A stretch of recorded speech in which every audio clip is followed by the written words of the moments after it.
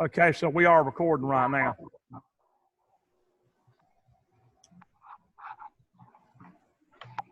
And let's see. Let me get something ready here.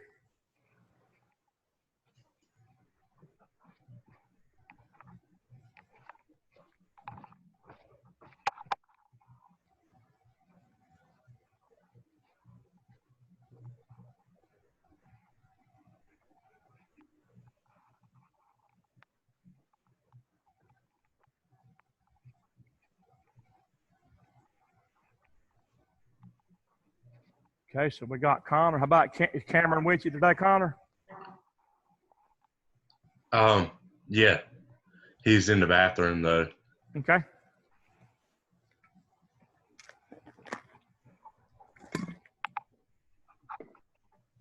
Well, I tell you what, man, time is flying. This is our last regular day.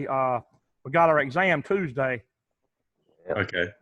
And I'll open it up so that you can take it, say, from 9 to say 4:30 that afternoon. Okay. So if you wanted to do it earlier, you could.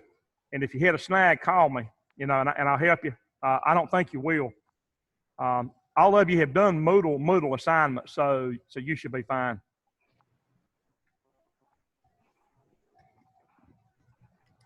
It's gonna look like the regular paper exam, but it'll be completely electronic to where when you get done, you'll hit submit and it's gonna be submitted. You know, you don't have to like resave a doc file or a Word document or anything like that.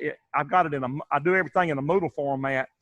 So when you're done and hit submit, then you're done. I saw Carla Collin over here in construction. She showed me kind of how they do theirs, and once you catch on to it, it's the easiest way for you guys to do anything.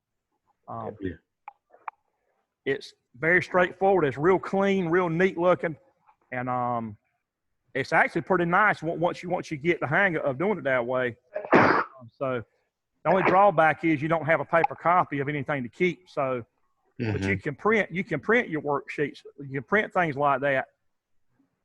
You can do that if you want to, but if you don't, and after the semester, your whatever worksheets that you've done, they're going to be you won't be able to get to them. Even though I do a backup myself, I'll do a backup the last day, and it'll back up assignments. It'll back up all your stuff plus the grade book, but I don't think you'll have access to any of it after then. So I mean, if you save it like after you do your worksheets, you should have them on whatever you saved them on. Right. Exactly. Just make sure that you're saving it to your computer. That's what I've been doing. Yeah, that's smart if you do that. But sometimes then it saves it twice. But then I'm not sure about the format that whether you even going to be able to view it later because it's a Moodle document. So what you should do is actually print them. If you got a printer at home, get you a printer and actually do hard copies for you to be able to view them later, because I don't think you're going to even be able to view that document when you're outside of Moodle. Because it's a Moodle file extension and all that. So, you know, you get what I'm saying? That's kind of a little thing that people need to try to remember. But anyway, let's see. Let me get myself untangled here. I got a lot of lockouts here. There we go. I think I'm fine now. Okay, one more little detail I'm going to get ready here, and then we'll get on to our. We're going to actually do a debug first. This is a very important debug that you guys need to. Let me make sure you know how to do it. You know how to tell me how to get this bug fixed, and then we'll do our exam review. But this is extremely important for you to do this. So let me. I'm going to minimize the screen just for a second. Okay, you can't minimize when you're recording. Okay, that's fine. You could probably shrink it a little bit. I can actually, yeah, I'm okay like that now. Yep. And I can do that. Now I'm fine now. So let's go back out to Let's see, where are we going here? Right there.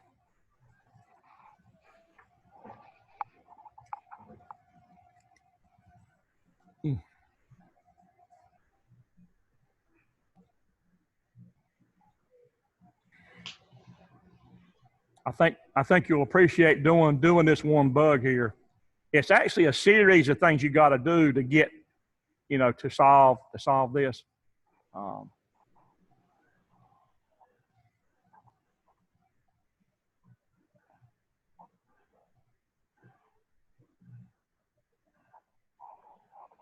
Okay, so we're actually ready now. Okay, I'm going to go back, maximize now.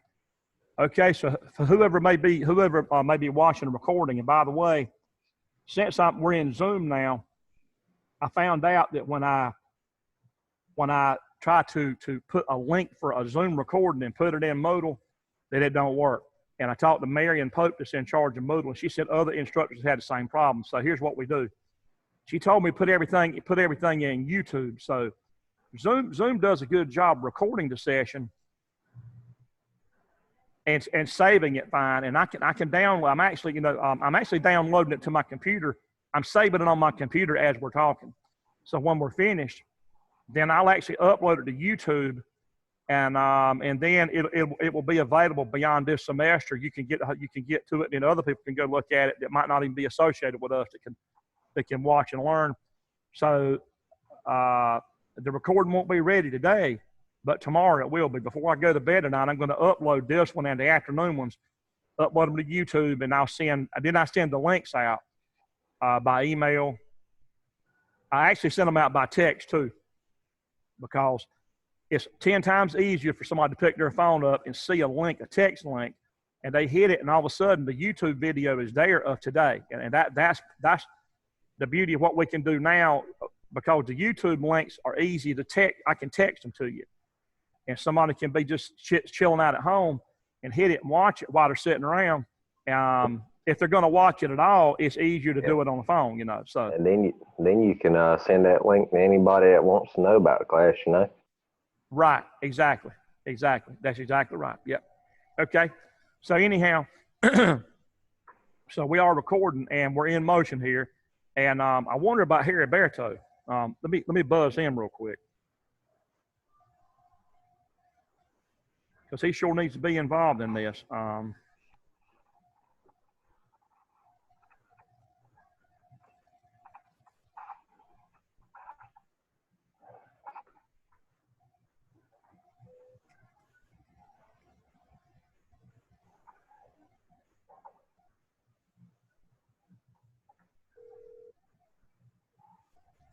He may be tied up at work, but they've agreed to let him stop and do this class. And I mean, they even give him a room.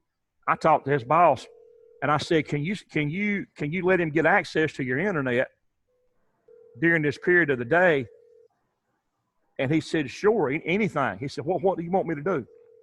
And so his boss is all in favor of this class, you know. So he actually gave him I'm sorry, the person you were trying to reach has a voicemail box that has not been set up yet. Please. his voicemail ain't set up.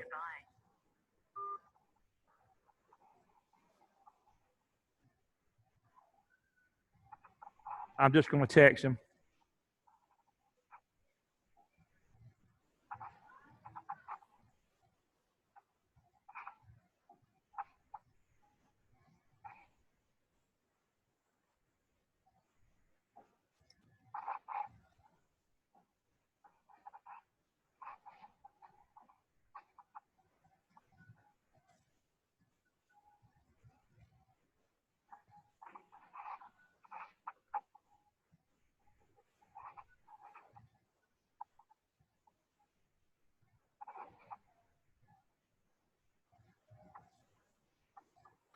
Okay, we're not gonna wait no more. We're gonna keep trucking, guys, because once I put the recording up there in YouTube, they can go back and watch it. So there's no point in waiting. Okay. All right. Okay, it's a disservice on y'all anyway.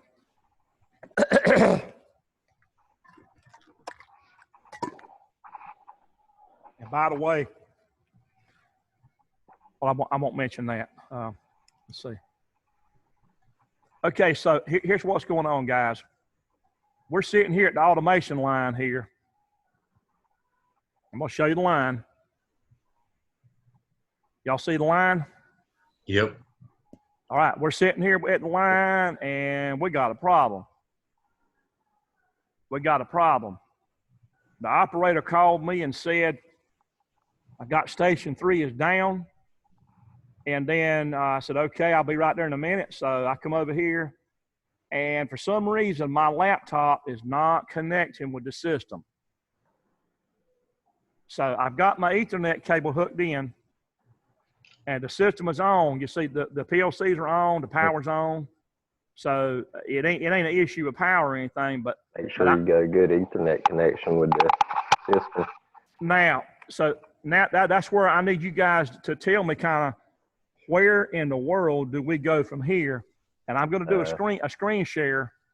So you're going to see my screen, and I want you guys to tell me where am I supposed to go and what am I supposed to do? I suppose the first thing to do would be make sure there's actually a connection with the what is it, the Ethernet wires? What are they called again? Yeah, Ethernet. Yeah, with the actual system. Exactly. Okay. Do y'all see my screen? You see that lighthouse up there? What do you think about it? That make you want to go fishing, Connor, Cameron? Hello? I think they're muted. Hey, sorry, my mom called. Okay.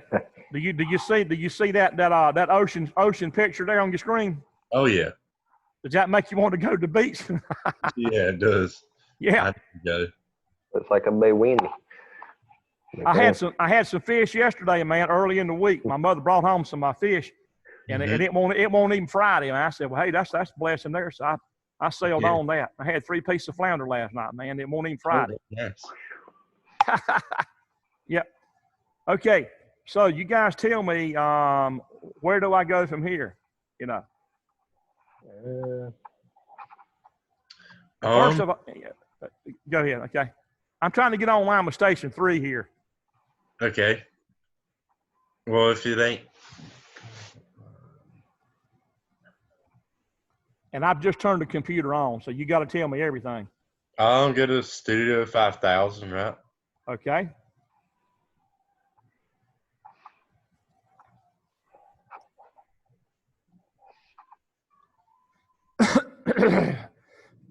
Excuse me.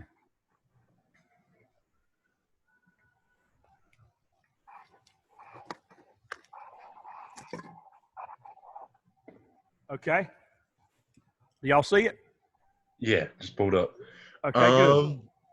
Open existing project, I guess, right? Okay. Yep. Go to Station 3. Okay.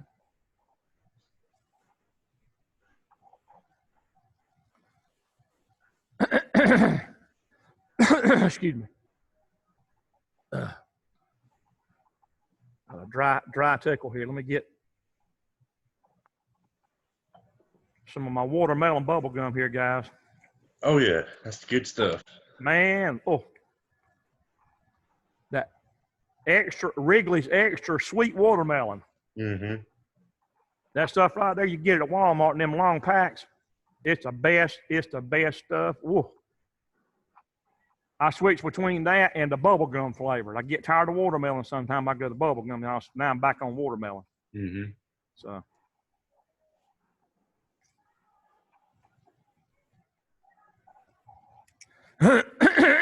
Excuse me. That Studio 5000 is, well, my computer's just a little bit slow right now. The more things you have running, the longer it takes because it's tying up your RAM area, your random access memory. Yeah. Yeah. If you don't have a lot of RAM, then you can't have a lot of things running. Right. That's your scratch pad area, your working area, not the hard drive, but it's actually the your notepad area, basically. The what? your notepad area. It is. How much area you got to work with. Mm-hmm. Okay, where do I go now? Because see, I don't really have a clue what we're supposed to be doing here, guys. You're going to have to tell me everything, okay? Go to under task, go to continuous. Uh-huh. Mhm. You're the teacher. You got to tell me what to do. Yeah. Click on the little plus next Click on the to little- continuous. Plus Right there. Yeah. Alrighty, 'Cause now I ain't never set. seen one of these things here, guys. You're going to tell me everything, okay? Hit that little thing that says STEPS. All right. Alright, now go up to the top to communications. Right there. Alrighty, now go to who active right below your mouse. I tell you what, you guys will make a good teacher, man. On down the road, later on, way on down the road, when I retire, you guys might want to consider getting on back out here, man. Won't mind something to do during retirement. Get you some field experience, and then come on back out here and teach. That's what happened with me. The opportunity opened up after I'd been working in the field for 22 years, and the last plant shut down, and then I worked for a control company part time for a while. And then all of a sudden, the school needed an instructor, and a friend of mine out here called and told me, and that it was some good timing, you know. So, okay, so where do we go from here? Yeah, Connor. Go to your workstation, I guess. Hang on, Works. are we Go to the Ethernet Linx gate, I think. yeah, like, Yeah. Okay, it ain't doing nothing. It ain't doing anything. do you want to go around and check your Ethernet connections? Physically, Yeah. oh, Yeah. they're good. Believe me, they're good. There's nothing wrong. Nothing wrong. Physically with any of the connections. You guys, from where you are, you can actually kind of steer me to what it is right here. So when we tried to expand, expand the Ethernet driver, it didn't expand. Can you clear your project path? Do what now? It says clear project path. What does that mean? It means to forget the path that you had come in before. To forget it. You don't want to do that. Yeah, you don't want to do that. We'll click on the next thing down, the ABVBS. See what that does. What that is, that's your USB driver we used the other day when we went USB into the front of the PLC to get in that way to set the Ethernet port IP address on the PLC. So Okay. that's actually a USB driver. Okay. We'll go to the help then, I guess. Go help. Yep. Come on now.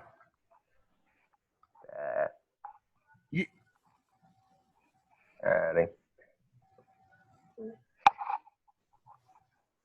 You don't really need to go. I mean, because it's only going to take you to an index. Oh, okay. This is not going to be a good path right now. Exit out. Yeah. Roger, take care. Hit the close button right there. Because something tells me it might not be there.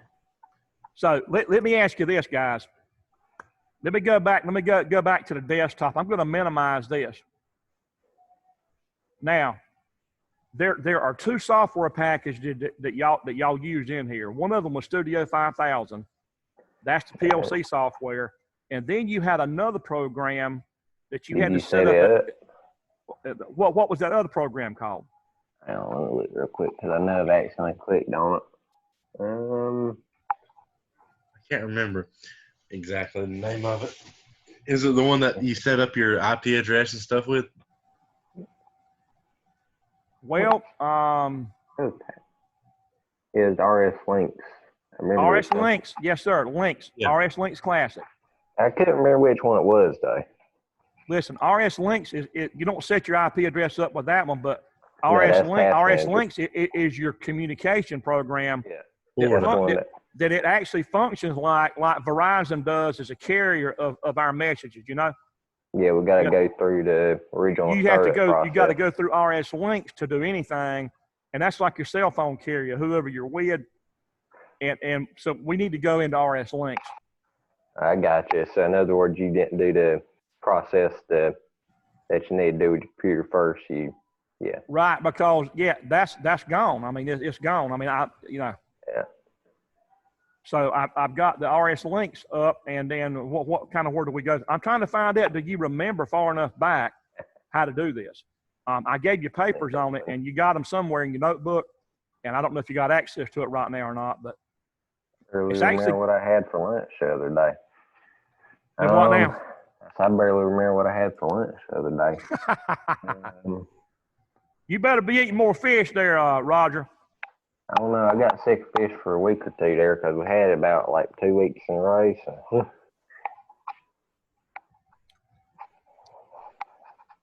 Okay, who's got an idea where do we go now?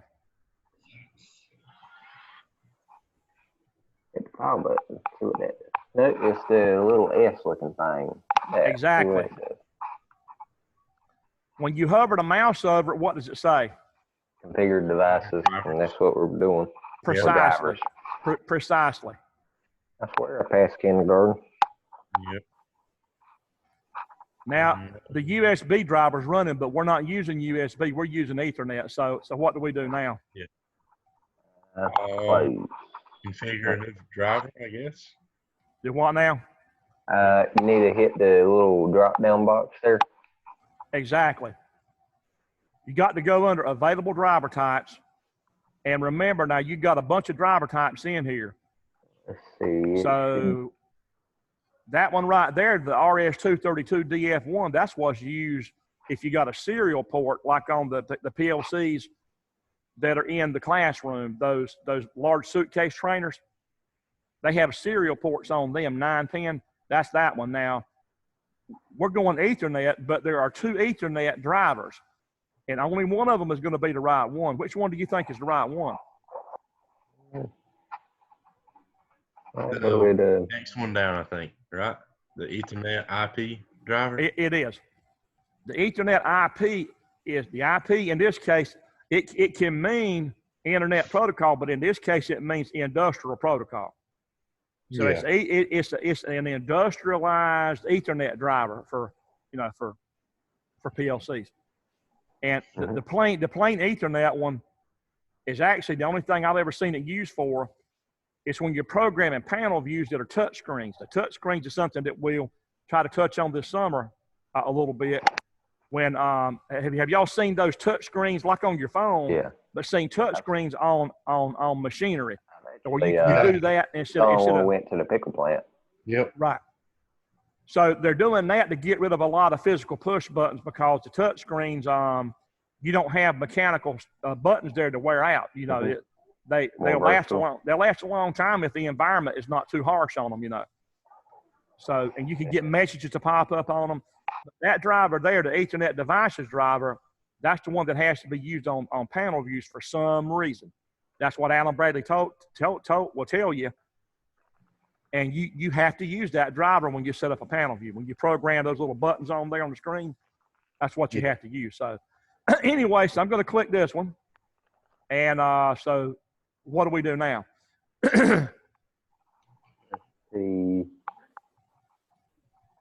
Add new. Add new. Because look, that driver's not down here yet. It's not configured. That's what I was looking for. Hit OK because I don't think it matters what the name is. Right. That's the default name, and there's no point in changing it. I mean, unless you know, there's no that's the default name, and you know, I see no reason to change it. And then we got to pick one of these options in here. Now, what do you remember what we did?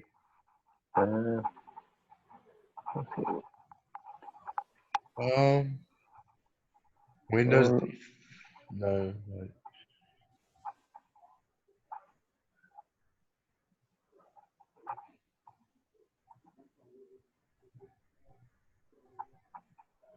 I'm gonna go with the 169 254 there, the Bot the that, next extreme.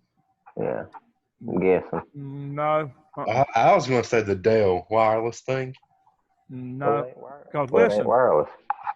we're not wireless. Brr. Yeah. Brr. Well, maybe the virtual Wi-Fi then. Brr. Windows default. How that sound? Hey, there you go. Yeah. Well, yeah, let's try that. Yeah, just remember Windows is always good to go with the default settings. All right, now up here, do we go with browse local subnet or browse remote subnet? Local Local. subnet. You don't. Local you ain't subnet. You ain't getting on the internet. No, we're not. Or we're not getting on a remote subnet anywhere. So Yeah. it's a local. And then how about down here? What do I hit at the bottom? Apply. Apply. Yeah, apply. And then Okay. right. So how are we looking now? You guys, don't you have to select? Yeah, you Now you have need to. to. It's running. It's Yeah. running. So it So should be the Do you driver, need it? the driver's running fine now. So what do I do now? Close. close that See it. out. Yeah. And now you can go back. So you didn't need to get rid of the other driver? So it's okay there? It's okay to let it run. It's a different port. Okay. Yeah, now you can go and go to communication and who active and see if it works.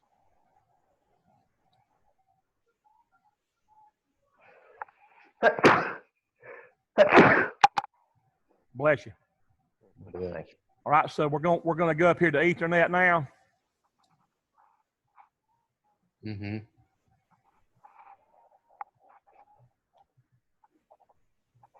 Now, sometimes what you have to do, guys, is you may have to actually collapse it up above, or you may have to actually close. Okay, no, there's actually something else wrong. Yeah, it just hadn't loaded up yet. Well, no, you're actually okay right here. This is fine. This is actually fine. Now, what's another thing that you guys learned how to do that we forgot to do? In order for do we Go need to ahead. set the IP address? Exactly. Yeah. Oh, So the laptop IP address has got to be set because it's not set right now. okay. Do you have it with you? Or do I need to go get it? I got it in my files in there, but Does anybody, well, I can tell you what it is to save time. It's a 130.100 for my laptop. Yours would have been a 101 or 102 and so on, but mine is a dot 100. Now, where do I physically go to set that? is it Task Manager? Well, where do I go? I don't have a clue where to go here. What do I do? Oh yeah, go to your bottom left of your actual computer to the search bar and type in Task Manager. Yeah, that sounds right. I've done this in 2 different classes, so I'm hoping I remember it. Well, I didn't really guide you through Task Manager, but we're going to see. Unless I'm We're completely going to see. mistaken. We're going to see. Can you find it that way? So Task Manager's over here on this side right here, guys. Yeah, networking. I never really told you to go this route. You didn't? Okay. No. What this does, it tells you the tasks that are actually running on the computer right now that are like, stuff way down at deep level in the computer, in the background running and all. This doesn't have anything to do with what we got to do. Even if you hit networking, it's only going to show you, the activity of the wireless there and the hardwired Ethernet. It's going to show you how busy the networks are. This is not going to get you to where you need to be right here. Yeah, I think I said the wrong thing. I don't know. Right, yeah. But you do, listen, you do hit the bottom left there. I'll say that. What is it? Main. Is it? What we're doing now is what you're going to have to do in a plant. If you walk up to an area in a Go plant, to network, maybe? Is it network they have to go through? well, you don't have an Network. option for network right now. Now, what do we hit to even get to that? Um, I'm sorry. Yeah, well, you can hit network, yeah. I think it's actually. What is it, Roger? But that's not really the route that I had told you about. This is not. Okay. Yeah, I don't have my Go notes. settings. Uh, There's settings. I can go get them though. I probably should. I'm going to X out. I'm going to X out of this screen. That's not the screen you want. I'm Yeah. going to go back here. Settings. So somewhere in here, what do we do in here, guys? Is it in the control panel or device? Oh, Okay, control panel. control panel. Yes, sir. Yeah. I can never remember the name of it, but I know what it is. Right. So kind of what this tells me what you really ought to do, guys, is Sticky note. when we finish up, find the paperwork I gave you and take a picture with your phone of those pages. There's 2 pages. One of them tells you how to set the driver up in Linx, and then the second page tells you how to set the IP on the laptop. And believe me, this stuff is so important. You can have a process down in a plant somewhere or on a farm, and if you don't remember this, you're not going to get online. You can't diagnose what's going on if you don't remember if this is not. But it's hard to remember if you haven't done it in a while. So putting lots of pictures on your phone, I think is the best thing nowadays. There's so many details we got to keep up with. There's no way to really remember it all. Do you reckon that'd allow you to have your phone out at work? Yeah, they would for something like that. For something like that, and you're down, then yeah. What they're concerned about is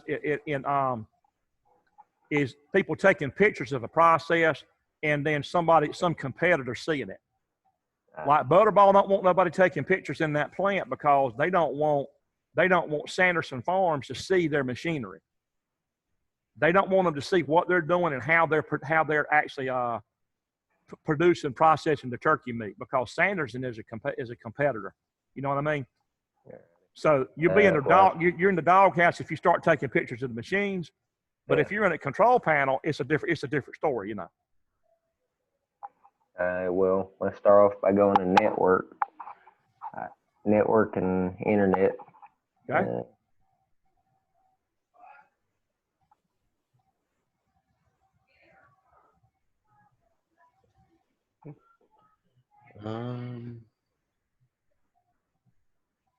Go back one. Do what now? Go back one. That way. Yeah, go back one. I think you had to click on something on there. Hit on the view network status and tasks. You're doing a mighty fine job there, man. I didn't want to go in IT, but then I got frustrated with computers. Guess what? They're everywhere, so just you know, Yeah, you're going to encounter it. you're going to encounter it everywhere. I know that's why I was going to do it, but I just couldn't fit up with them. They got classes out here now, man, or they've had them out here a couple of years. So yeah, I took 3, 4 of them, and I took a few of them. I still got one of programming books. It could have been because I didn't pay attention that much, but I just didn't really get into it. Internet access connection, maybe? Go where? No, it wouldn't. No, it wouldn't. Area connection, is that it? That sounds like No. Let's see. What network? Connect the network? Or set up a new connection to a network? No. We got to change the IP address. Change advanced settings. Change adapter, manipulate wireless networks, control panel home. No. Change advanced sharing settings. Maybe check that one out. Change what? Which one? Change advanced sharing. Advanced or adapter? Advanced. Advanced. Alrighty. That's not it. No, not it. The other one then. Back. Yeah, adapter. Yeah, I went out too far. Hey, Durley. Control panel. No. So you went from this point, you went here. And you said go to change adapter settings. Yeah, let's try that now, because I know we have to change something. Now, Alright, just let's try it. let me explain something. Your adapter, you got like 2 adapters. There's actually 3 showing here, but your adapter is like a circuit board in there in the laptop that lets the laptop get out through a port. So each port has an adapter. So the Ethernet port itself, the physical port, is called the local area connection. That's the adapter. It's a Broadcom Net Extreme adapter that's inside the laptop. That's a physical circuit board. And then you have the wireless there, and we're not, of course, we're not concerned with that. That's what, that's how I'm connected with you guys out in the internet. But so, which one do I go to? The first one there, the logic area collection. Yeah. Right. So I clicked into there, and then now we'll hit properties. exactly. You guys are doing very good. I'm glad. We can hit configure. I think. No, not configured. Listen, if you hit configure, you're going to be in there messing around with the adapter configuration of the actual circuit board in the laptop. You don't want that. No. Because this is something that's going to be, a little further down here in the window. What about that? What's the sharing? Is that just a different tab of stuff? That's just a different tab that tells you about different things. It's been disabled. Yeah, that's not it. Okay. How about the Internet Protocol version 6? It's not that one. We're not using that one. Okay, well, hit install. No, don't you hit install it. How doing right there where your mouse is? IO driver. IO driver. Yeah. That's not it. No. With the broadcast thing up there, how about? No, he said that. Your description and there make sure I haven't missed what you said. You said you said to try 6. Yeah. And then you skip down to this one. That's 4. IP version 4. How about 4? Let's go into 4. Yeah. So I'm going to click 4, and then what do I do then? Properties. Right. So the Ethernet that we use is using Internet Protocol version 4. Just remember 4, not 6.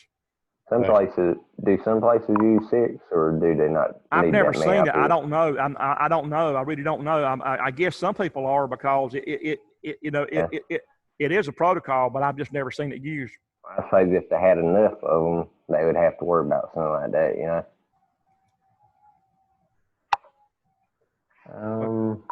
Now here's where you input your IP addresses.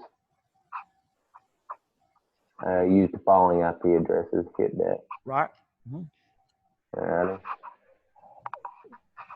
Now I'm assuming you have the list of IP addresses there. Right. The one from my laptop, it's 130.130.130.100. And like yours here, the ones y'all have would have been 101, 102, and so on. So this is 130.130.100. Every laptop in the system has to be different by 1 digit in that last section of the address. And the first 3 sets of it has to be the same. And then the last one, everybody's got to have a unique number in there. So you can't have anything twice. And that goes for PLCs, remote IO adapters that we have. Everything in the system, including laptops, has to have the 130s in there. And then that last section has to have a unique address. And you can be in a plant like down in Rayford. There's a huge plant that makes stick deodorants and body wash and shampoos and all. I've been in there and taught years ago. and they actually have more than one subnet in that plant. And they've got one network that's got 300 and something VFD drives on one network. And got another Wow. network. Yeah, I mean, it's unreal. That place is like, it's way more advanced than anything in Sampson County, man. And I had a chance to teach down there. I got sent to 3 schools, the 3 Rockwell schools, to get 3 certifications before I could go in that plant and teach. And that was when I was part-time here before I got full-time. And Katie was trying to get me work at Sandhills College because she's friends with them. And it worked out great because her budget here paid half of my schooling, and then their budget paid half. And I went and got level 1, 2, and 3 on Studio 5000 type controllers and software. So That's good. yeah. Oh, yeah. So I can teach you guys a lot of stuff you have not seen yet. So you can just grab a hold and hold on. There's a lot ahead, man. That you've just scratched the surface with what I can show you. Honestly, I'm serious. I'm very serious. We just haven't had time to really go that much deeper, but we're going to. This summer, you're going to find out if you take this class that you'll pick up a lot of stuff, engineering level stuff. So now your subnet mask. Do you remember anything about it? Does Is that it matter? Does that 255, matter, 2- or Yeah. It should. Yeah, I think it does matter right? because that's how you actually get there. Right. The subnet mask is really that set of numbers is like a filter, and if you don't Yeah. have that exact mask on, you can't get into the network. Kind of like if you went to a costume party. This is crude here, but if you went to a costume party and if they told you got to have a certain mask to get in, that's kind of the way it is. So, but a mask a mask kind of like this right here, this piece of paper, it's got a hole in it, right? 3 holes in there. Yeah. If you put a mask on, you can only see through the holes, right? Mm-hmm. And then the rest of it is blocked. Now, we didn't get into the breakdown of a subnet mask when you, by the way, the mask in this case has to be the 255, 255, 255.0. Mm-hmm. Yeah. But if you convert that 4 section number into binary, then what it ends up being is the 255 converts into an 8-bit binary code that's all ones. Everything is in ones. So 255 in binary would be 8 ones. So if you converted all of this here into the real binary code that's in the computer, the subnet mask consists of 8 ones, another set of 8 ones, another set of 8 ones, and then a 0. So what that does is, what it means is, wherever you have a 0 at in the subnet mask, it means this, that you have that many available individual addresses that you can have in a subnetwork. You can actually have up to 255 PLCs, drives, remote I/O hooked up in a network. It's reserving the last section there for individual addresses of devices in the network. The first part, the first part of it is tied up as the sort of the address of the network. Okay, you have to have that address to get in the network, and that last part there defines it by having a 0 in there. That section can go up to 255 in decimal. So it means that you can have 255 different node addresses or individual devices connected in this subnetwork. So that we didn't get that deep, but it's like an IT type thing. And but when you convert that out, it ends up being 8 ones, 8 ones, 8 ones, and a 0 when you see it in the real binary format. And that's what the computer goes by. And when it looks at the address of this computer, it actually it's focusing on. Well, let me just stop what I'm saying right there before I get tongue tied on it. But that's sort of in a nutshell about all you need to know at this point. That every laptop has to have that same subnet mask. the PLCs, if you remember, they had to have the same subnet mask. And then the remote IO also had to have it. So everything in the network has to have the same mask on to talk. So that's basically it. And then, so what do I hit? What do I hit now? Don't you have to hit the default gateway? Or Hit what? do you have to input a default gateway? No. Okay. That would be if you were actually leaving this network, maybe going through a router and going somewhere else. Like at my house, there's a default gateway address on the router in my house, my Wi-Fi router. That Wi-Fi router has a default gateway address that has to be in there. And so, but here we're not leaving the room, so you don't have to have a gateway. There's not a gateway. We're not leaving here. Gotcha. But if this network now was going to be accessible from outside, like a lot of places are, there's actually a big issue going on now with You'd have to have an automatic IP address, wouldn't you? Well, your default gateway would be something to where you'd have to have it. If it was going to be an Ethernet switch or server that was going to connect you to the outside world, that address would have to be with that router and that router. If you've got it set up for automatic address, then it would be, you know, you probably have to hit that right down there, automatic server. But I'm not familiar with all that stuff in the bottom because I've never had to set that up to leave an area. But nowadays, plants are actually having security problems to where people from the outside are hacking in and they're actually messing with machines from the outside of the plant. So now they're setting up security. Matter of fact, one of the guys that's going to take the class this summer with y'all, his specialty is like network security. And he's an IT graduate from here. He's getting ready to graduate. He's going to take our PLC class this summer because he's going to use it as an elective. He wants to specialize in plant networking from the office standpoint and the production equipment, like the automation line.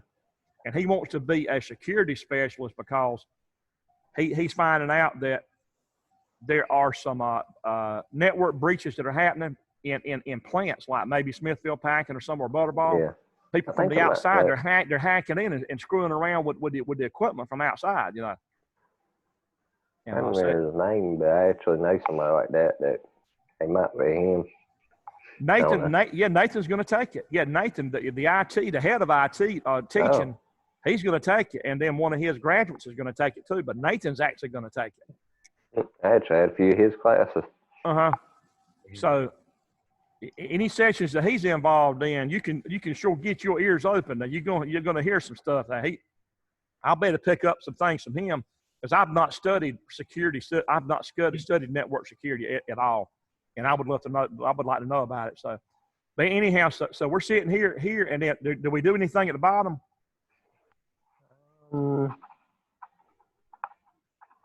RDS.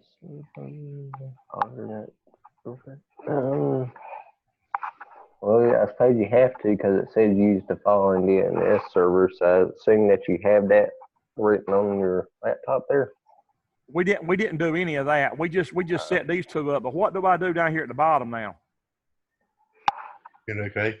Hit okay. Yeah. Because if you don't do that, it's so anyhow, and we hit close, and we're gonna get on out of this. And let's get out of this. Now, what do we do now? You go to who active Work. or that should be okay. Or communications, who active.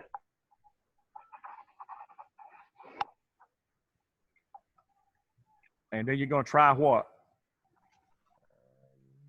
The Ethernet AP. Okay.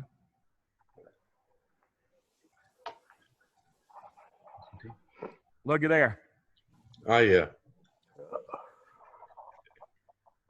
Now it's only showing .1 through .4 because I didn't turn on stations 5 and 6. They're not, the power's not on, so you're not seeing them. Okay. First time I've seen that. Right. When the power's off, then wherever the power's off from there on out, you're not going to see it because there's no electricity on them stations. The PLC and the remote I/O, they're not booted up. There was no point in me doing that. All I want to do is get online and see the program, and that's it. And then we'll do a little bit of review. Gotcha. My issue is I had a laptop that would not communicate with station 3 so that's what I was needing you to tell me how to do. So what do I do now? Now you hit code. No. So now you click on which one that you want to access and which station is he in, Cameron? Go to station 3. Yeah. Okay. Where you at? How about over here? Since this here lit up now, it's giving us an option to do something now. But sometimes you actually have to go in and expand and go further in, and sometimes you got to open and go into compact bus and click on the processor before you even see this.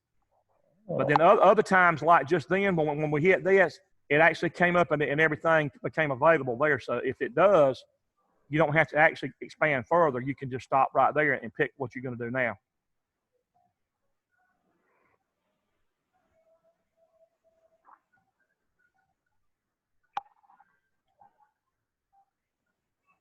So what do we hit? What is our goal now? We got a machine down, and what are we going to do now?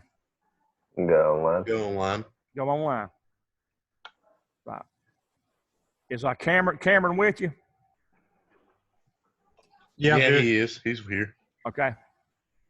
Be a mighty quiet, Cameron. Yeah. You letting Connor steer? Yeah, he's steering. He's eating right now, actually. He's got some pie. Well, I do have a piece of pie, but I'm still. Be nice. Now, that ain't fair now. I know. I had a banana. I'm waiting to eat my granola bar. What kind of pie? Strawberry pie that my grandma made. Ah, that sounds good. Yep. Lord have mercy, that sounds good. Stuck here with a granola bar. Hold on, let me check my messages here. Looks like somebody's left a message.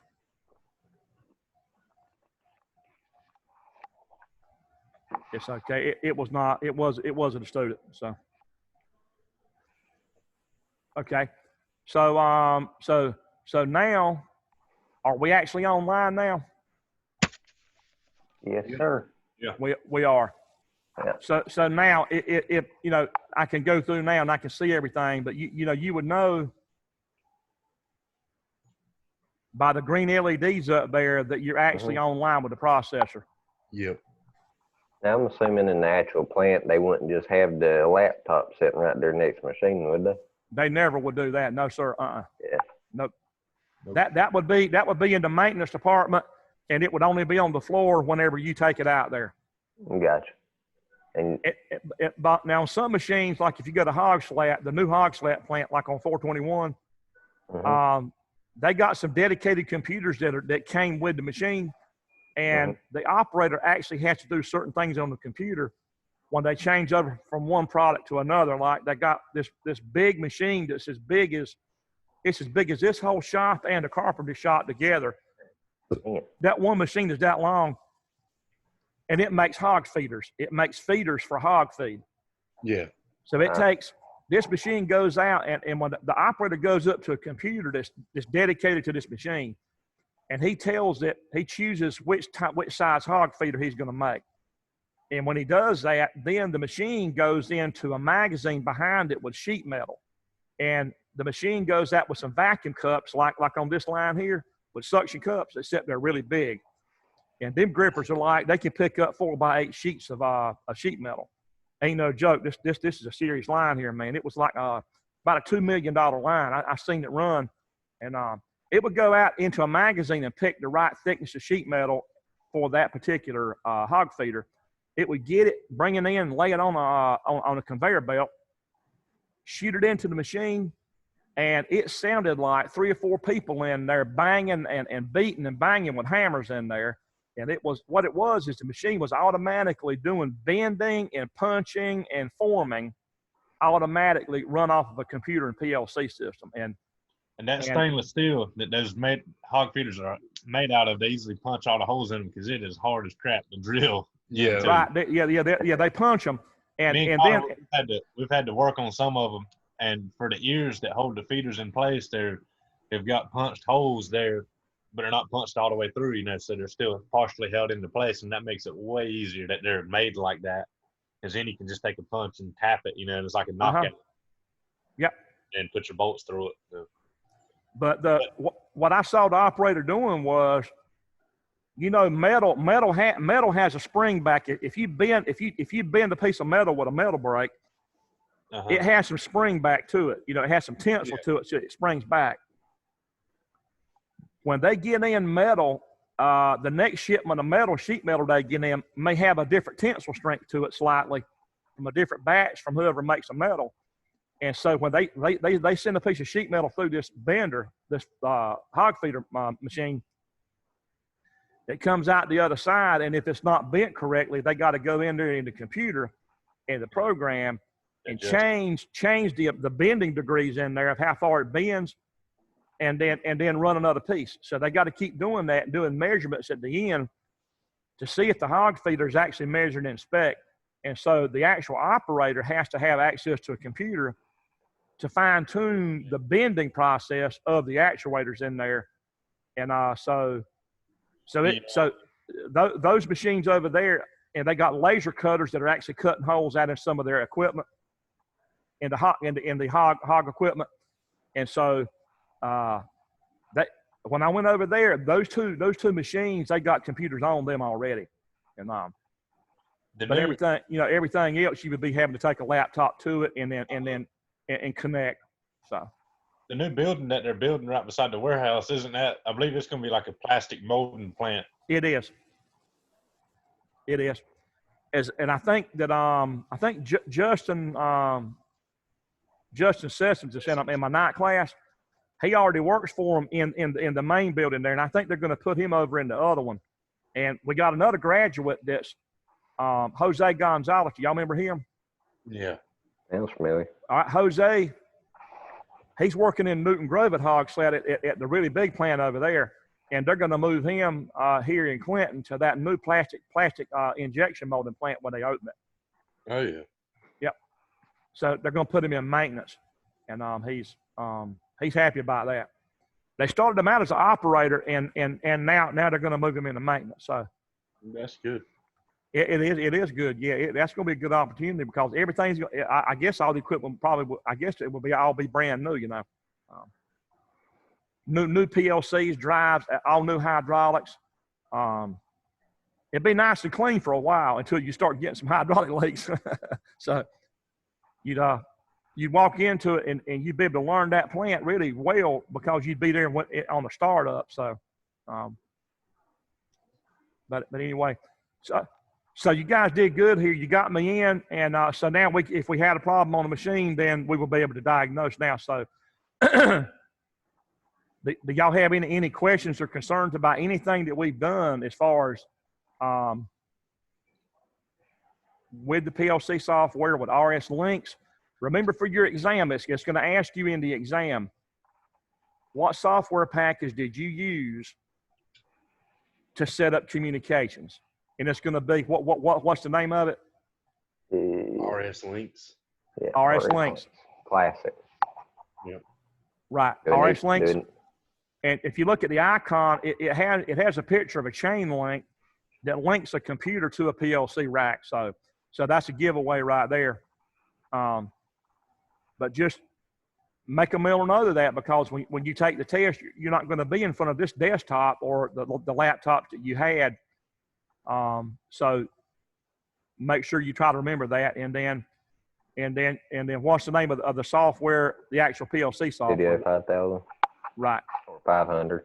Is it 500 or 5000? I can't remember. It's Studio 5000. Now this summer you're going to learn. You'll start out not on the 5000, but you'll start out on the 500 because easier to learn. Well, it's on the platforms of software from Allen Bradley. You have RS Logix 5, and then 5000, 500, and 5000. there's still a lot of equipment out there, a bunch of equipment in plants that's still using the 500 software because of the PLCs are they're either MicroLogic or Slick 500 type family. And so you got to know that too. It's easier. It's easier. But you're gonna actually you're gonna download this software to your computer at home. Rockwell's gonna let you use it for 90 days for free. Cool. The 500 and an emulator program that's gonna let you run it and see the program run like it would in here on a real piece of machine. And then you're gonna download Studio 5000 that has an emulator in it, and you're gonna create programs. We're gonna spend the first part of the semester. Well, I'll just say this. You're going to work with both software packages this summer, creating programs and running them in emulation mode to see them run, to see will they run and are they going to run right. And then we have the ability with Zoom for everybody in the session to do a screen share. So when I enable that, then I can ask you to share your screen, and I can actually see your program, what you've written, and see you run it from your house. So that's how you're going to get a grade on this stuff, is by doing a screen share. Or if we had issues with that, which I hope we won't, then you would have to actually save your program, you write it, and email it to me so I could run it on my emulator. But we're not going to anticipate that problem. So far Zoom is actually good software. I like it. It's a lot better than Blue Button was. Well, the only drawback I've seen is that you have to, the recording, it does fine on recording, but once you save the recording, and if you try to put a Zoom link to y'all, and then you click it just doesn't work, and then the IT department here says they can't control that. It's an outside thing. So she said for me to once the recordings are done and I save them, for me to put them on YouTube.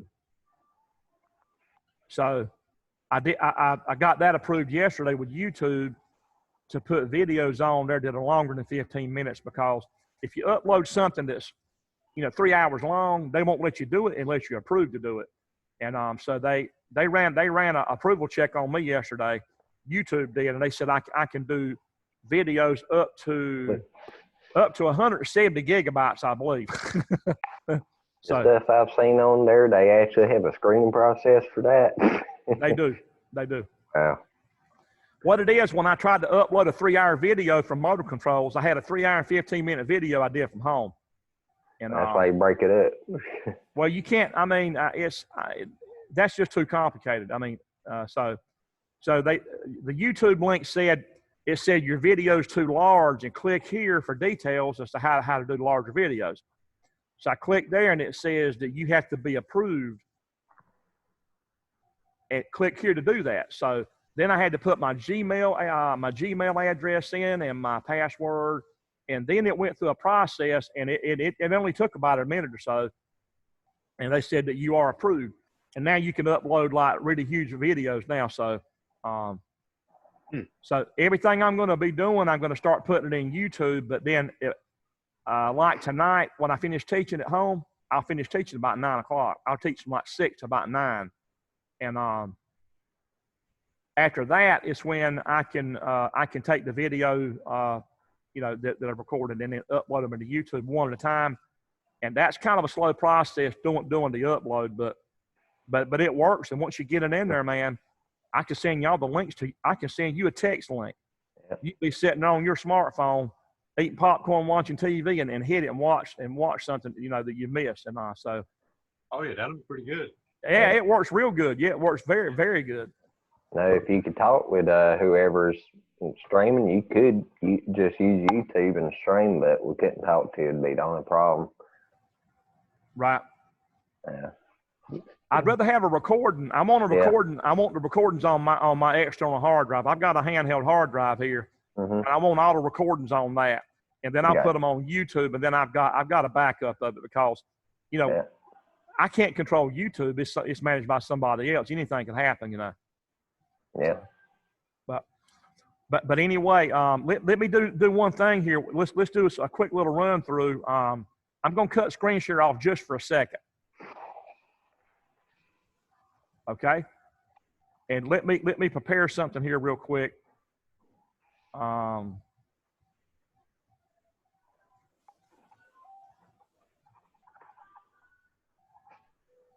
Connor, I got a question. Yeah. What's a flare nut or a flare nut wrench used for? Flare nut wrench, like a line wrench, Um, like say brake line fittings and different line fittings that. With refrigeration. I'm seeing here doing the worksheet. Yeah, it's like a line wrench.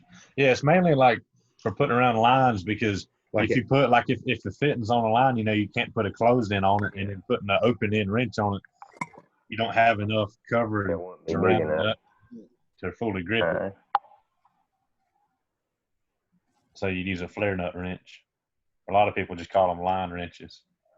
yeah. Yep. Yeah, they're pretty neat looking. I've seen The thing is, it looked like 3 of the answers could be right, and it's just sitting there. I'm like, where's all of the above at?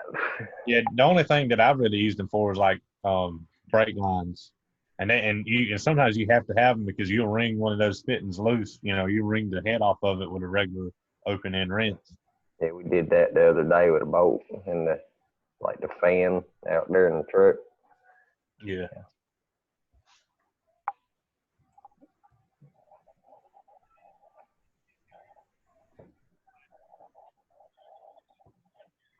Would it be remove hex head screws from refrigeration cables?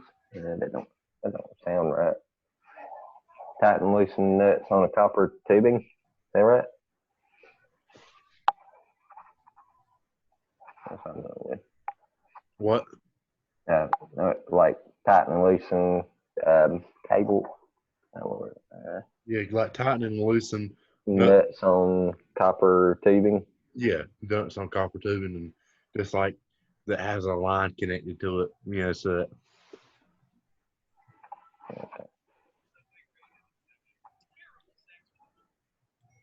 that. I've just about got my screen ready here.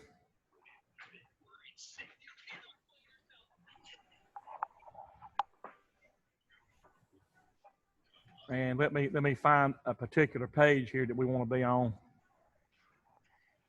All right, that's perfect right there. Okay, so I've got that, and let's go back to here. And go back to there. In here, we're going to enlarge.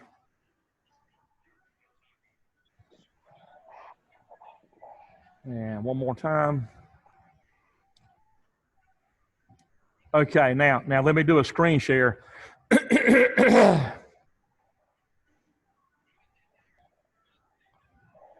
Let's see, let's go back to here.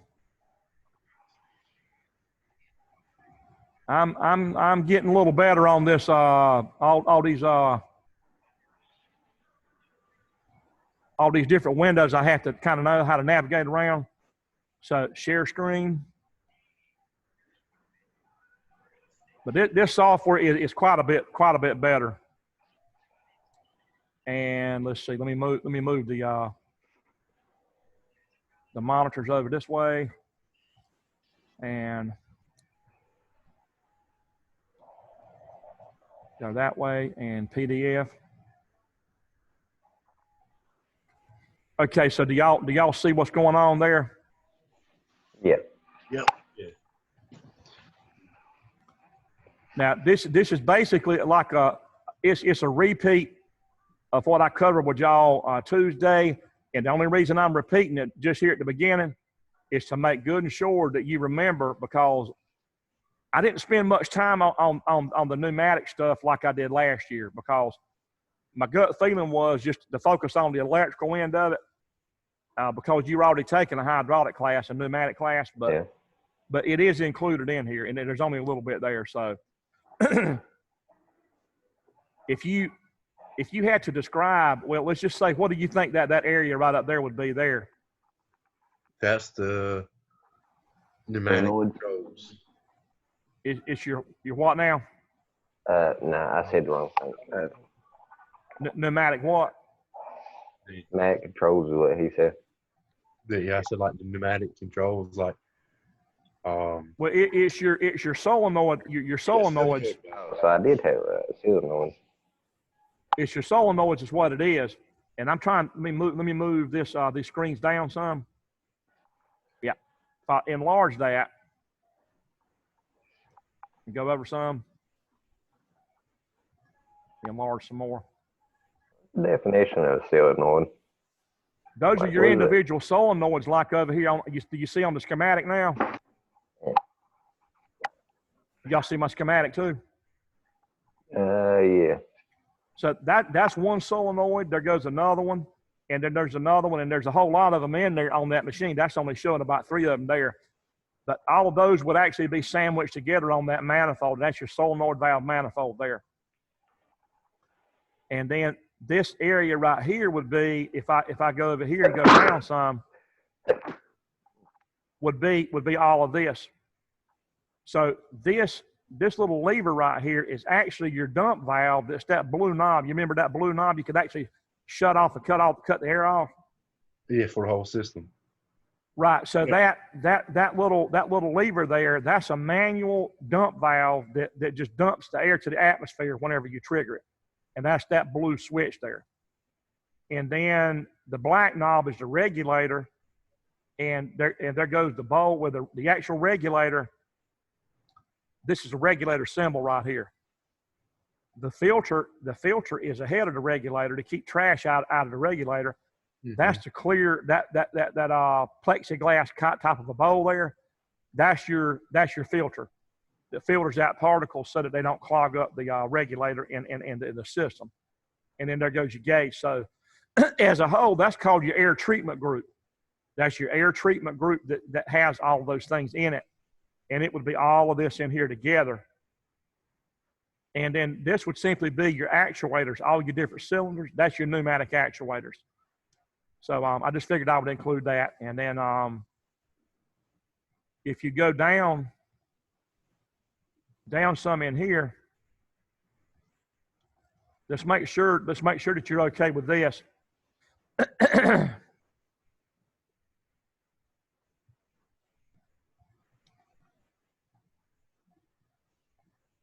So what if you could give a full description of that solenoid valve there?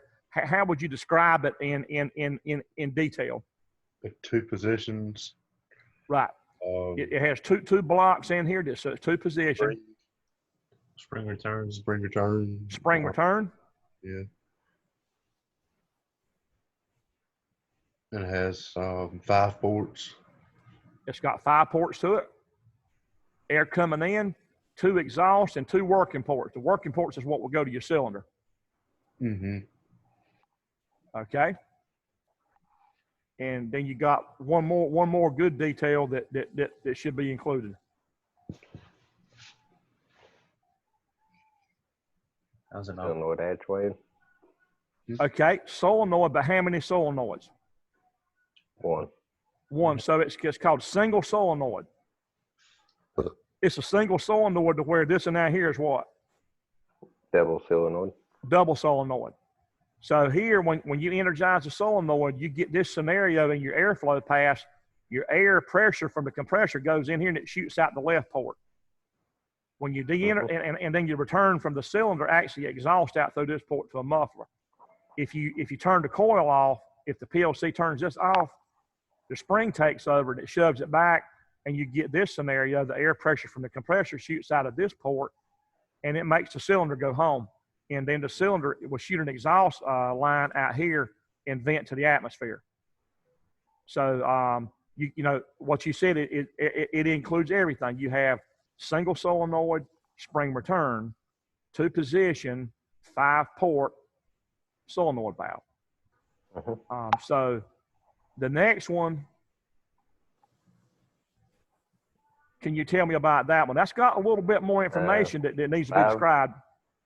5 port, 2 working ports, 1 exhaust. Would it be double spring actuate?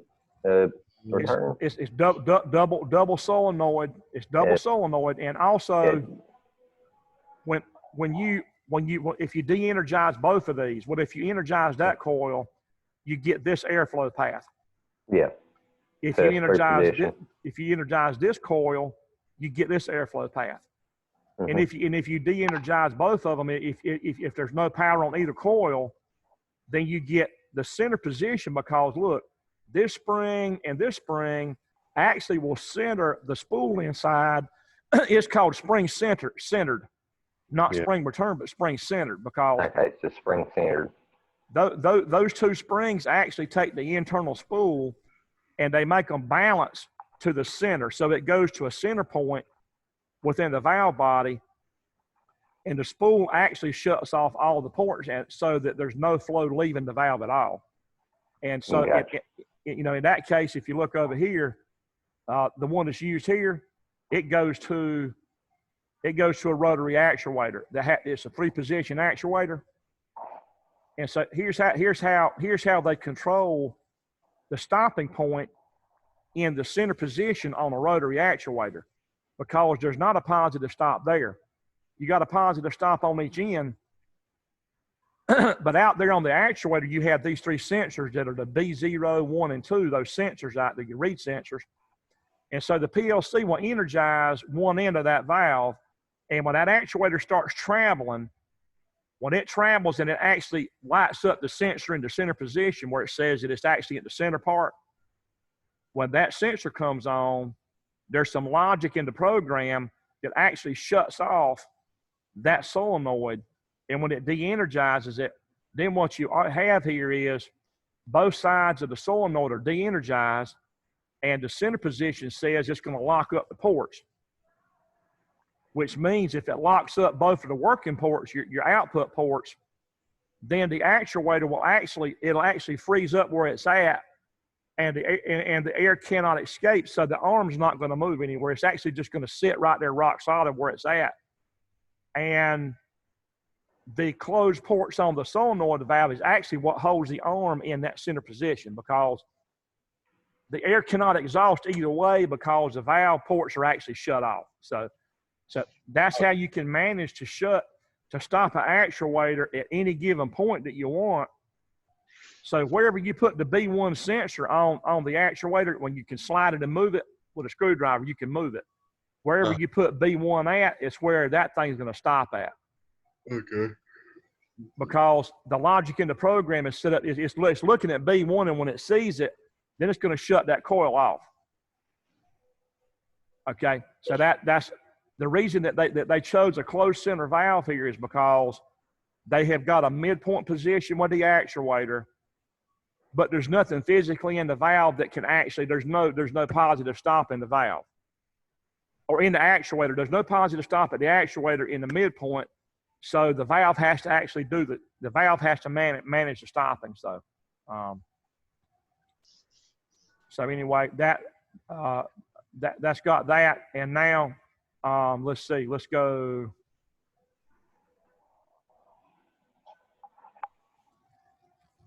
Now, if you will, kind of, can you tell me, can you identify, do you see the symbols here? Yeah. Mm-hmm. Now, let's go through some of that stuff there. There'll be a word bank on there, but do you have any idea what that is? Single switch, single pole switch, maybe. So normally closed push button. Right, normally closed push button. Right. Normally open push button.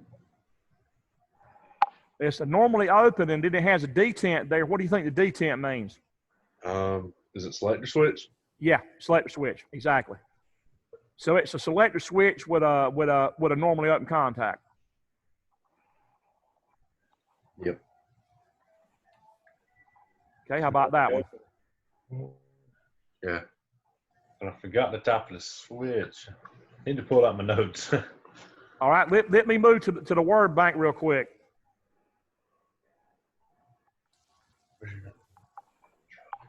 Only thing is, I think I had these things memorized at one point. It's actually on that page if you're looking good.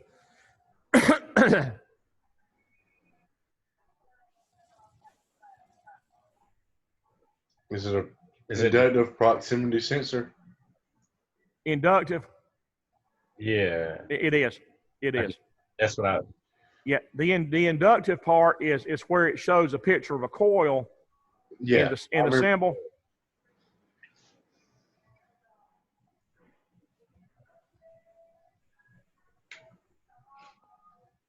That coil means that it has an inductive coil pickup inside of the sensor. So it's an inductive proximity sensor, and then that represents what? Open. Open contact. Normally open contact. Yeah. Okay. That's good. So it'd be normally open then. Yeah. Uh-huh. That's normally open, but it's something special though. What do you think P Push means? button. V. Pressure sensor. Pressure sensor. Yeah. Or in this case where it says Oh. V, Vacuum. Vacuum. vacuum. Vacuum. You know, vacuum is actually a negative pressure. You know, it's below atmospheric pressure, so it's a negative pressure. Yep. So that'd be a vacuum. Be a vacuum switch or vacuum sensor. Yeah. Vacuum sensor. Vacuum switch. Yeah. Mm. Yeah. Okay. How about that one? That's the light detector. I can't remember the name of it. Normally open. It's a sensor, right? Yeah. Right. Let's go to the word bank, and I'll That's a sensor of some sort. Maybe is it a magnetic reed sensor? Right. I just remembered the one I was thinking of. It has little arrows in it.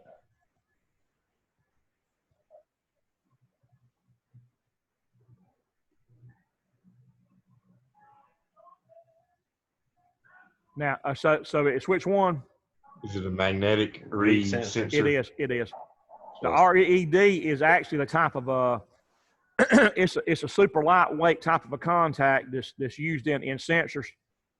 A reed switch can actually be physically moved by a magnet. So inside the cylinders, there's a magnetized ring that moves to the piston, and the magnetic field actually makes the reed switch actually close. So it's a switch that's run off of a magnetic pull, you know. So and it's technically called a REED, a reed switch.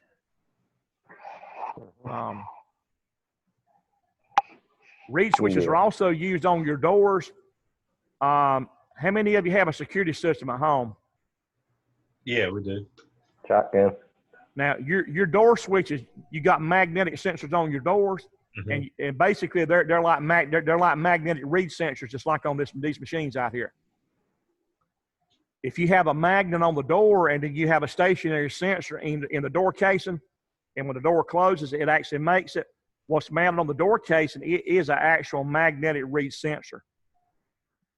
And it's just a larger version of what we have here, but it's the same thing, you know. And then it transmits to your panel, you know. The ones we have at our house, it's all wireless. They got lithium batteries and all the sensors, and ain't no wires, man. I was surprised. They said the batteries last about 5 years in them things. And they will come and replace them for free. They won't charge. They'll actually maintain it. All the batteries. If anything dies out, they'll come do it for free with ADT.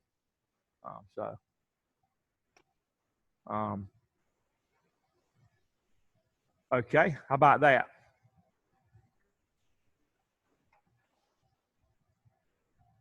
Would you okay? It's what?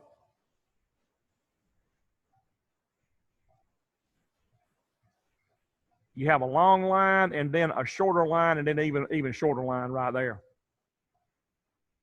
Hello. Let's go down to the word bank. All right, now it's right in there.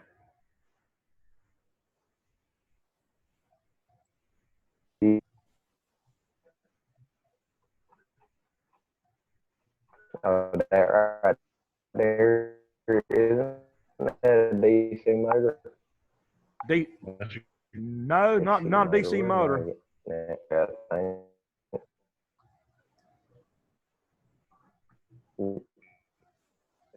It's ground. Did you say ground? Ground. Ground. It's ground. That's a ground. It's a ground symbol. The audio's kind of breaking up some. We'll go back to the symbol here. So that's a ground symbol.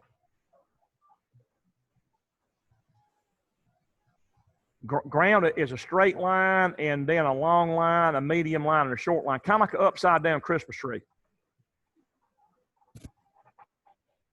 And that shows up on some of the schematics. And let me just show you where it would have been. Let's pull up, just so you remember.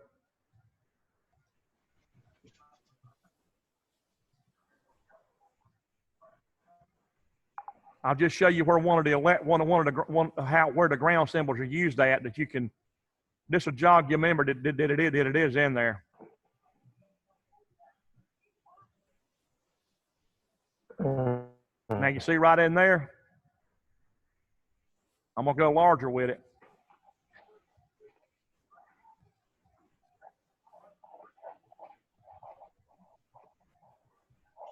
How about right there? Do you see that? Can y'all see the schematic? Do y'all see that ground symbol there? Or not?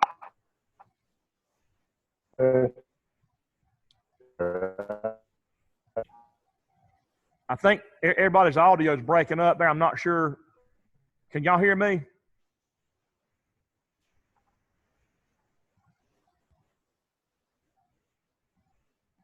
Can anybody hear me talking?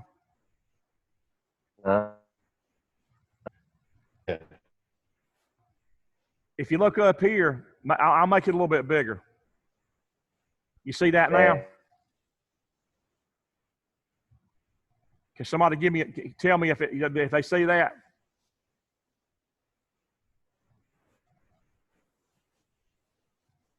Yeah, I'm not hearing your audio at all.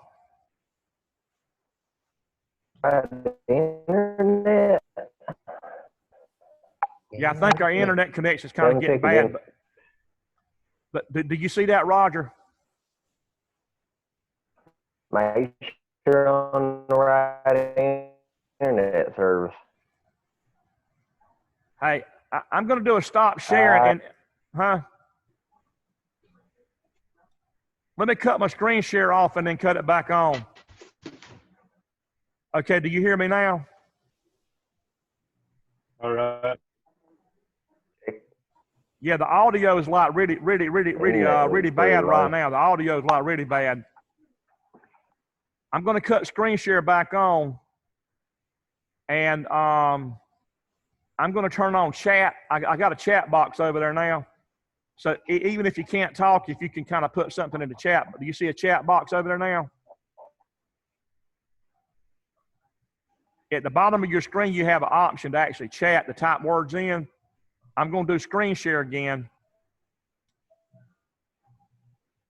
And now, can you see the ground symbol there?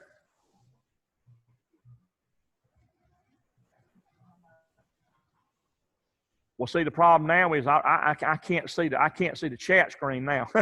So anyway, if you see it, type yes in the chat box. It's telling me that the internet connection is unstable. But look, right here where that ground symbol is, it's where the PE or protective earth is. So that's where ground comes in to the machine. If I go over and go down,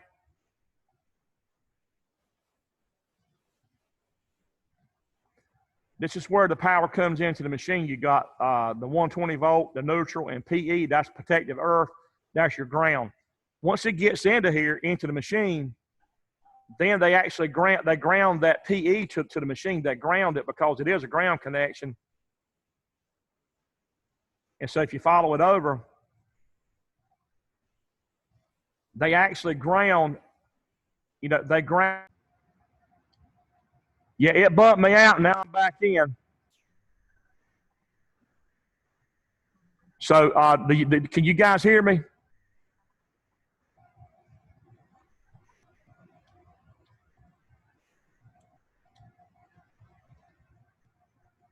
Can anybody hear me? Breaking out. Anyway, I'm going to, let me go back to screen share one more time. Sound a little bit better. Okay.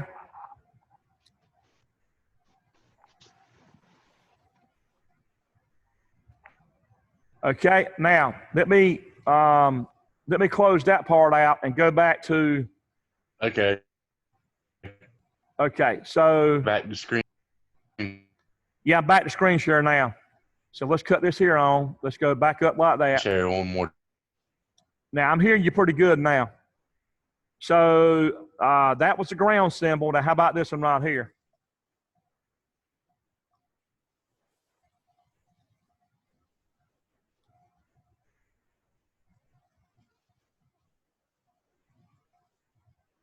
Can y'all actually see that one?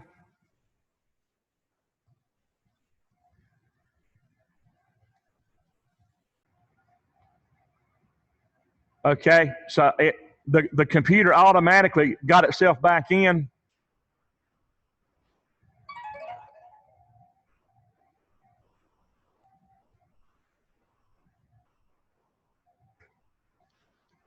No, I'm actually on the faculty.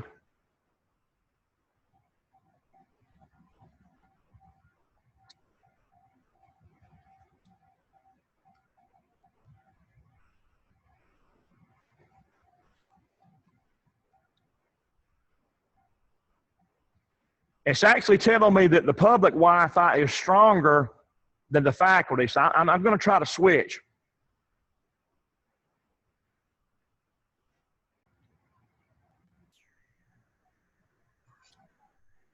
Okay. Yep. Now, so strangely, that was a good thing to bring up there, Roger. Yeah. I was on faculty Wi-Fi, but when I went down and looked at it, the public at this moment is actually stronger than the faculty Wi-Fi for some weird reason. That isn't normally the case, you know. Yeah. I thought you were on the public Wi-Fi for a second there, because sometimes it automatically connect me to the wrong one. Right. The other day it connected me to the student, well, to the public, and it was weak. And I went on faculty. And faculty is normally going to be a lot stronger, but it may be tied up with a lot of instructors now. Like right now, daytime, there's a lot of instructors probably using it, so that's probably what's going on. But Ain't nobody on the public one. right. So let me hit screen share again. I'm going to have to start monitoring, you know, the speed better than what I'm doing. So anyway, so we were down to that symbol there, and what did you say it was? Can you go down? I know what it is. It's a Which one? That one. It's a normal. It's a normally what? which Yeah, one at the top? That's a normally open push button right there. Right, normally open push button. That's yeah. I didn't hear y'all say it. I just missed it. I guess when it got so choppy. Yeah. So this one, if you focus on that part of the symbol right there, now this is telling you if it's normally whatever it is. And that actually looks like a normally open relay contact, but in this case, it doesn't mean normally open. This actually means something else as far as the European symbol. So if we go to the word bank, It's not the. It's one of the sensors, not the capacitive sensor, is it? it is a It's a capacitive, yeah. Yeah, that's what I Okay, thought it it was is. about it. Because that symbol right there is actually a capacitor symbol. It's an international symbol for a capacitor. I think they made a bad choice on it when they decided that because it looks like a normally open relay contact. Yeah. I mean, it's identical. It's absolutely identical to a normally open motor starter contact or relay contact. And that was not a good choice of a symbol for international set of symbols. I don't know who decided that, but it was not. Normally a capacitor would have a straight line and then a curved line on the other end that have a straight plate and a curved plate and two lines going in. And it's obviously not a contact, but Yeah. that's to where the International Society that's based out of Belgium or Switzerland or somewhere over there, Netherlands somewhere, they got these IEC symbols, and that's one of them I don't agree with. It doesn't matter if I don't agree with it. I still got to live with it, and I've got to know what it is, right? So that's like, Yeah. that's like if you don't want to drive 55, well, sorry, you got to drive 55 anyway, you know. All right, so how about that one? The indicator light. Exactly. Yeah. Yep. How about that? That one right there Solenoid is, valve? Solenoid valve. It is. Look, the valve symbol is here, like an hourglass. That's our bow tie. That's the valve, and then this is the solenoid portion. So it's a solenoid valve.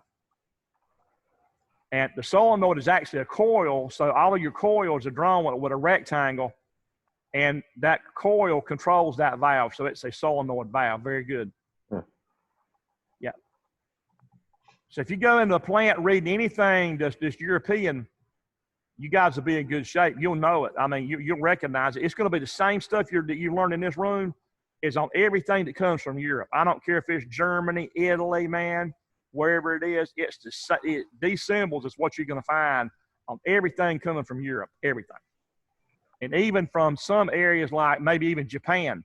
So if you come from the Far East or the other way, if you go Pacific Ocean or Atlantic and you leave and go somewhere else, these symbols is what you're going to find. How about that one? Which one? That one. Some kind of valve. Another solenoid valve of some sort, but Right, it's a solenoid valve.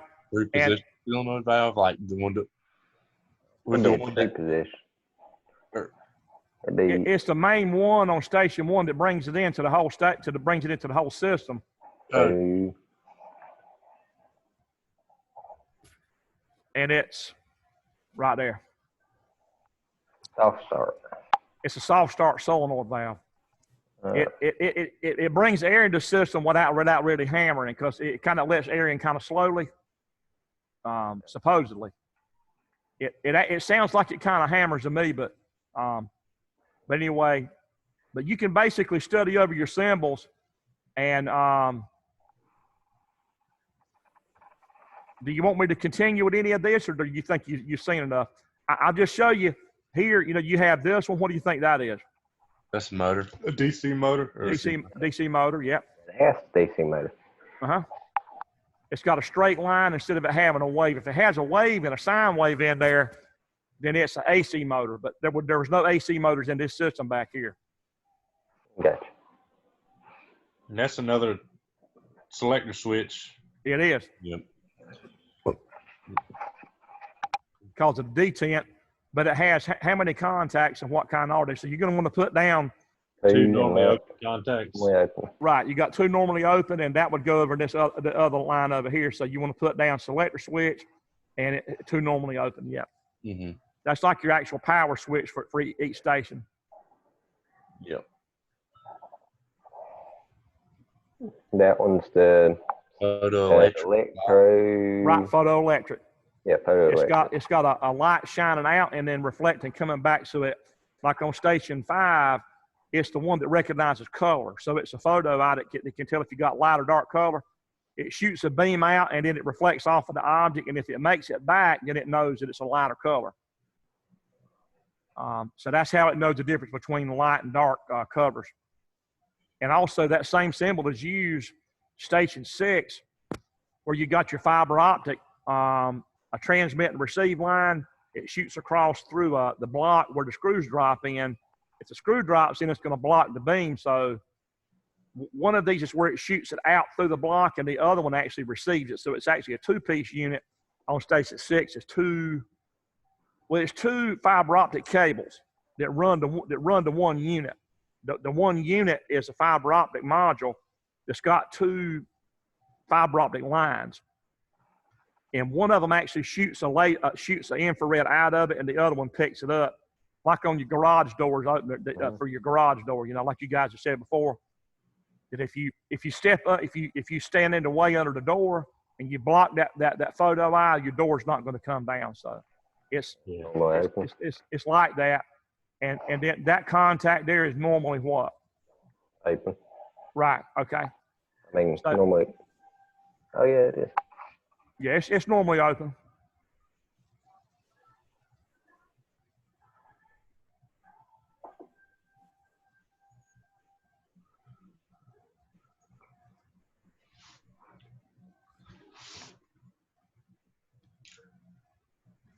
You see that? Power supply. Power supply. Okay. How about that? That's normally closed push button. Yep. Right. 2 contacts. Well, 2 contacts. So that's really your e-stop, but you don't particularly have to call it that. But you do want to say push button with 2 normally closed.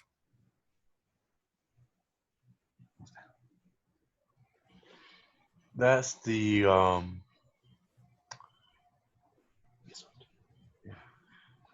micro switch. Yeah, that's your micro switch.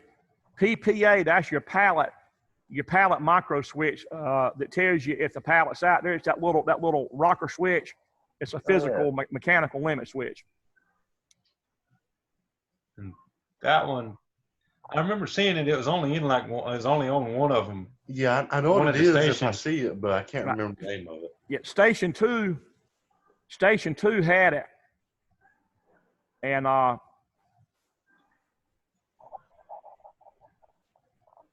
Oh, the potentiometer for measuring the bearings. it measures the bearing. Yeah. That's exactly right. That's perfect. Yep, that's it.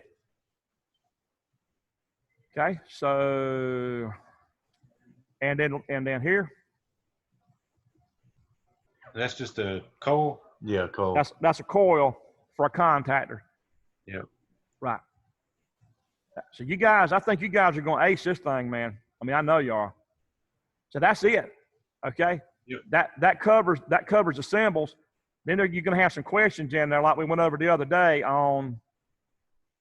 Let's see. Let me size down some. So you get questions about the schematic, and it's going to say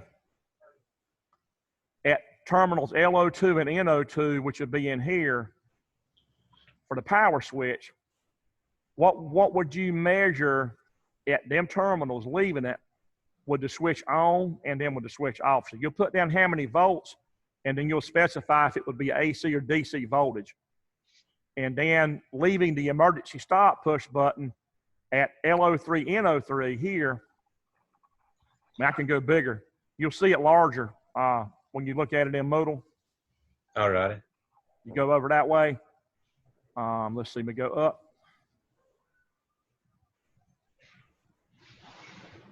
It's probably a little bit fuzzy looking where you are, but can you see it's LO2, NO2? Yeah, I can tell. Yeah. Right. So this is your E-stop right here. So what would your voltage be across there? Would it release? When it's released, it's actually closed. Yeah. Need 24 volts. Okay, you're saying 24 now. Now let's go back up and look. Huh? Did I miss something? Oh. It'd be 120. Right. For some reason, Because, I think look, it's after. You're in the power section. You haven't gotten to the power Yeah. supplies yet. So you're actually in the power section. So you got to be careful there that you pay attention to the voltage and all. So that's why I'm glad you guys are with me today going over this stuff, because some people, if they even take the exam at all, are may or may not be prepared for it. And then here, it's asking you, what is this device? How much voltage actually enters it and what actually leaves it, you know. 120 AC and then 24 DC. Right. And then you named what that was a while ago. What? I already said it. I said 24 DC. Right. As far as the name of the device, though. Oh, that's the power supply. Yes, sir. It is. Yep. Power supply. Okay.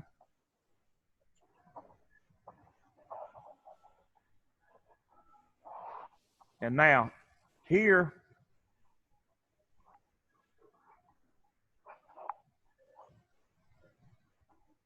the question is, how much voltage would you expect leaving the start button when it's pressed and then released? So your start button is over here. And so you want to say, what would the voltage be leaving it when you press it and when you let go of it?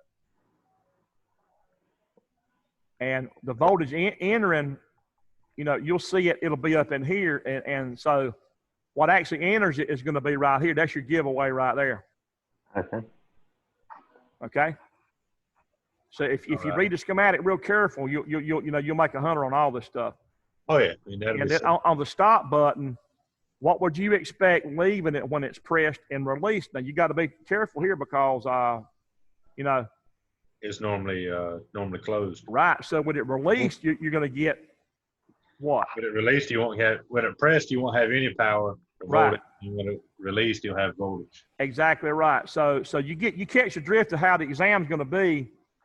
It's basic stuff, but. I got a question. Uh-huh. It said 25 up under the 24 for the next line. Is that just the wire number? It's a wire number for neutral. Okay. Gotcha. It's actually the neutral wire. Gotcha. If you follow this back to the power supply, it goes to the 0 volt terminal neutral on the power supply. Okay. Yeah. It's just a wire number. And I don't really like that. To me, I would have actually called it 0V or something like that. But yeah. But again, I didn't wire the machine, and I just have to just live with it, you know. Well, you know, they figured nobody's gonna be using 25 volts or something like that. I guess so.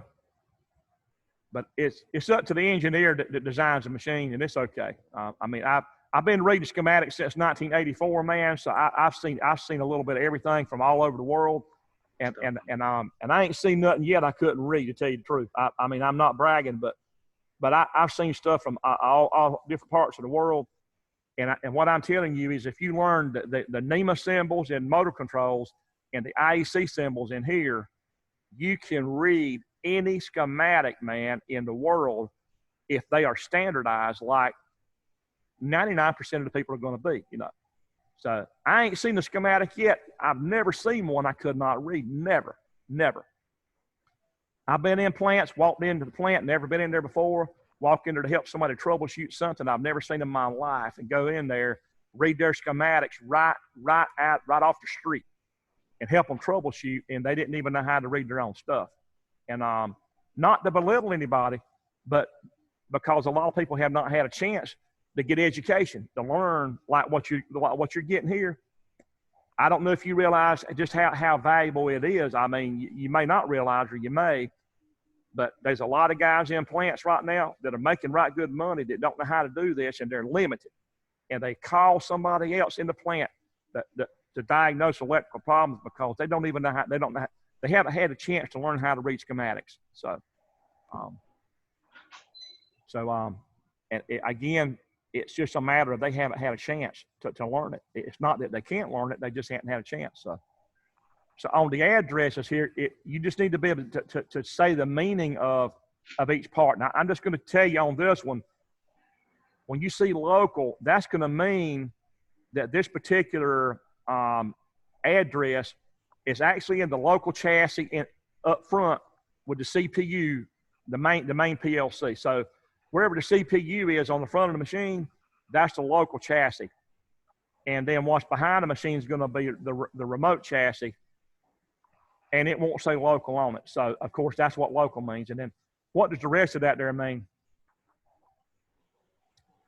What does the 1 mean? The one is the location. Like it's the first location. It's the first slot. So you want to say slot, SLOT. Okay, slot. So it's slot 1 or slot 2 is the slots that the module slide into. So for a local, will we put front chassis? Local would be, you could put down that it's the main PLC chassis. It's where the CPU is. So it's the same chassis where the CPU is, the local, so Main PLC processor. chassis. It's in the main PLC chassis. Yeah, you can say that, where the CPU is, or processor. Yeah. When you leave the main PLC chassis, you go out through Ethernet to a remote, then the word local won't show up. For instance, when you go down in this page right here, I'm going to show you one for the remote chassis.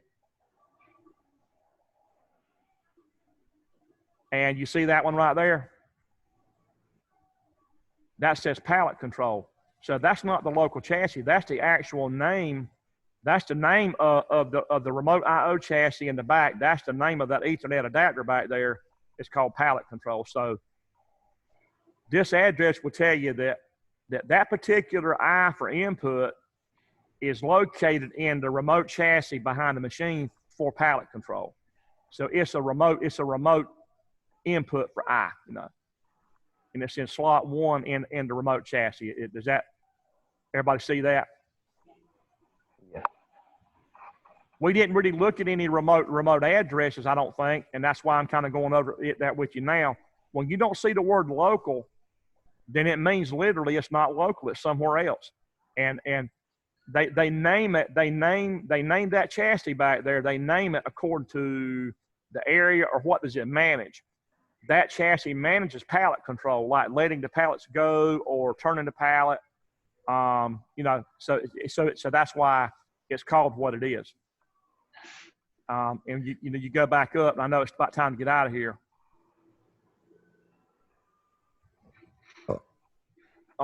When you see, what does the I mean in the O? Input. And then how about output? And then the data dot 3 or the dot 13, what does that represent? Slot it is. Or well, the actual slot, the slot's going to be like here. That would be slot 2. That's slot 2 or slot 1. Yeah, that's the actual, what is it? The actual wire. Can't remember the name of it. It will be your terminal point or your input number. Yeah, that's the terminal. Terminal point. Right. Yeah, I knew it was, but I can't remember the name. So when you have slot 2, it's an input. It's input 3 or terminal 3 or input 3 in slot 2. Mm-hmm. And in here, it's going to be terminal 13 or output 13. So that the O is output 13 in slot 1. In the local chassis with the CPU or processor. This is one that you be careful on, and I think we'll be good to stop everything now. All right. So when you see this channel 0 data, if you notice, it doesn't say data dot something or other. It just says channel 0. And this address came from station 2 on your linear potentiometer that measures the bearing height. So what do you remember about that when you look at these words? It's analog. Yeah. So when it says channel versus data dot, it means that it's an analog input. Gotcha. Okay. So in other words, data means digital and channel means right. Like if it says data dot something, it's going to be a digital or a discrete. Discrete and digital means the same thing. It means it's either on or off, to where the channel can actually read a whole range of values coming in on one input. Mm-hmm. It's not restricted to off or on. So, okay. I think you guys are ready, completely ready, man, honestly. Oh, yeah. You want to be able to define what does upload mean and what does download mean. Now it's easy to get these backwards. So What would you say upload means in relation to? You're downloading from the PLC to your laptop. Well, are you talking about the work when you say from the PLC to the laptop? You're going from the PLC to your laptop whenever you're uploading. That's download. Hold on now. Huh? Let me pull something up here just to refresh your memory, guys, because I think you're going to need this.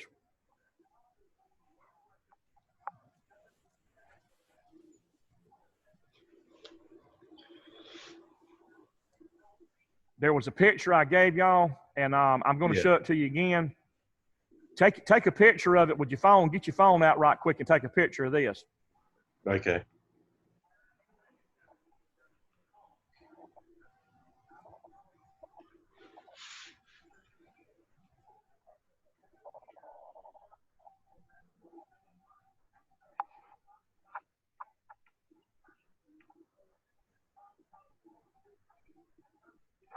That's right. I got mixed up. Yeah, I remember now. Wait a minute. I just did the wrong one. Hold on. The picture I'm looking for. Yeah, I've still got that in my notebook. Yeah, I still got that too. I've got a picture of upload, download. What did I do with it?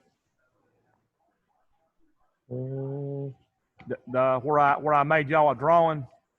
Mm-hmm. Definition right up here. Definition, upload, download. So this picture is what you should take a picture of right here.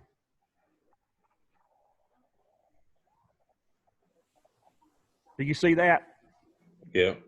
So Gotcha. if you're up on top of the hill and the PLC's at the bottom of the hill, and you have a transfer of a document from you to the PLC, it's called download, because you picture yourself on the hill and the PLC's at the bottom of the hill.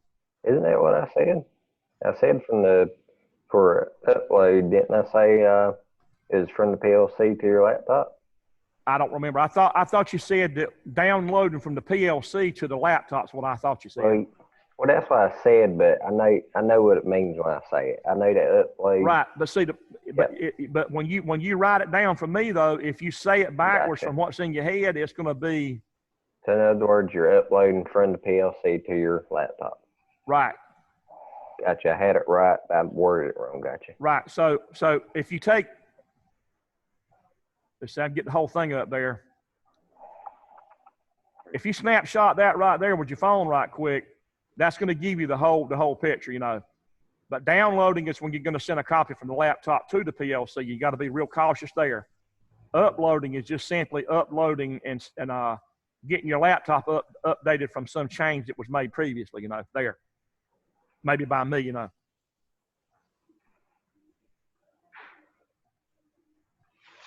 Everybody okay with that?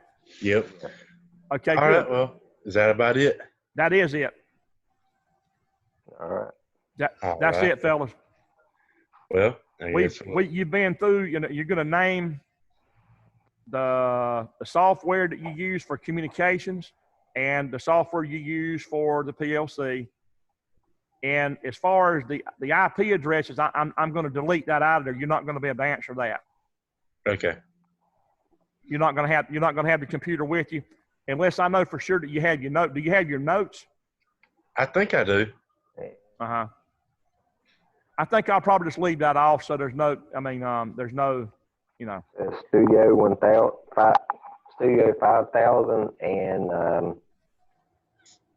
what was the other one? The RJ. What was the other one? I can't remember the other software. You might better be looking at it real good right here. You see that? RS Logic. RS Linx Classic. Linx Classic, gotcha. Right. RS Linx Classic. Now the name of all that stuff, it was in paperwork that I gave y'all. Okay. Where you're going to find it is like this. The document I gave you that you can look for is right in here.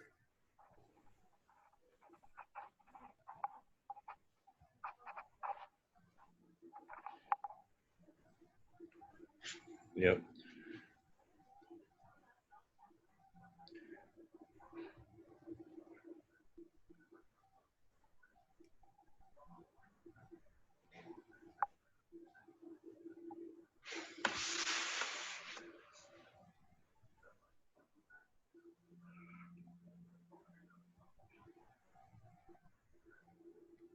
How to set up the IP and the Linx driver now. So right in there, you'll have this somewhere in your notebook. Yeah, I remember. Right. Yeah, that's So one of the first things it's I telling got. you the name. It's telling you the name right there of RS Linx Classic. Got Yeah. And then also in the second page of that same handout,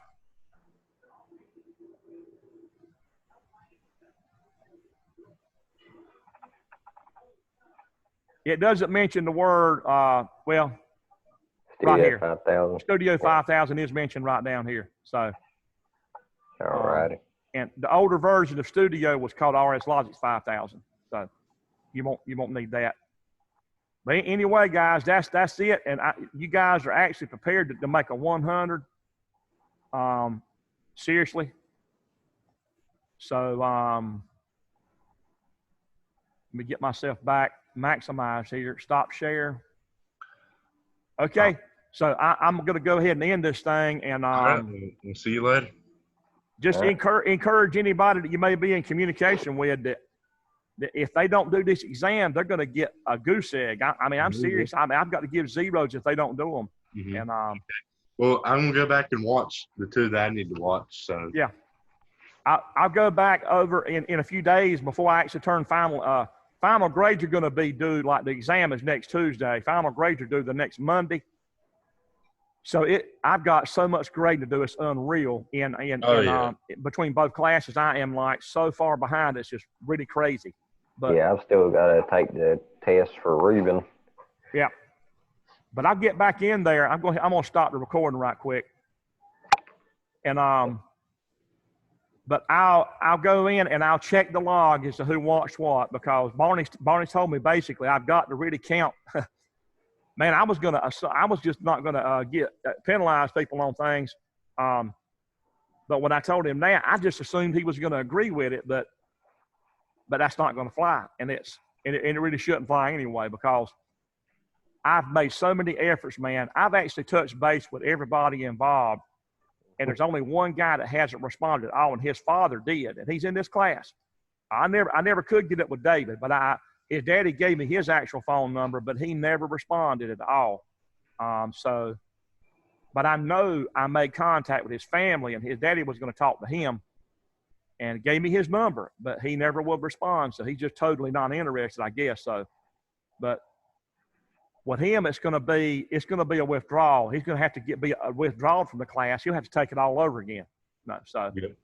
So that's the way it's going to be with some people. They're going to have to take it all over again. So They, I know from my English class, they said something about you could withdraw, and it'd be like for what is it, a W something, for a WE or something.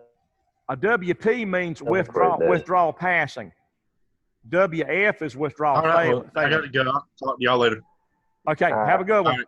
See you Have a later. good one. Thank you. Bye. We'll see you. Bye. But in this case, you can do an incomplete. If I do an incomplete, then he has to come back and finish the work at some other time.